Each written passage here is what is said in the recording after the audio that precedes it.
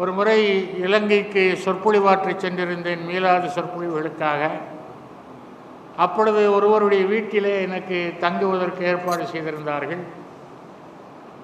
ஒரு சிறிய நூலகம், புரட்டி கொண்டே வந்தேன். மஸ்னவி ஷரீஃப் அங்கே இருந்தது. இந்த தமிழ் மொழிபெயர்ப்பு ரொம்ப நேரம் யோசித்தேன். அதுக்கு பிறகு வேறு வழி இல்லை, எனக்கு அது தேவை, மிகவும் தேவை. அல்லாஹ் மன்னித்துக்கொள்னு சொல்லி எடுத்து என் பெட்டியில் வைத்து கொண்டேன்.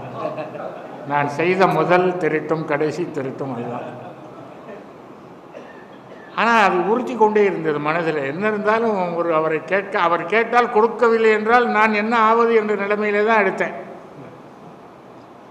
நெடுநாள் கழித்து அவரை சந்தித்த பொழுது நான் இந்த விஷயத்தை சொல்லிவிட்டேன் அவர்கிட்ட. உங்களுக்கு சொல்லாமல் உங்கள் வீட்டிலிருந்து ஒரு அரும் பொக்கிஷை திருடி கொண்டு வந்திருக்கேன், மஸ்னவி ஷரீஃப். ரொம்ப சந்தோஷப்பட்டேன். என்னை விட உங்களுக்குத்தான் அது தேவை, நீங்கள் எடுத்துக்கொண்டதில் எனக்கு வருத்தம் இல்லைன்னு சொன்ன பிறகுதான் நான் ஆறுதல் அடைந்தேன். அவ்வளவு ஒரு அருமையான பொக்கிஷம்.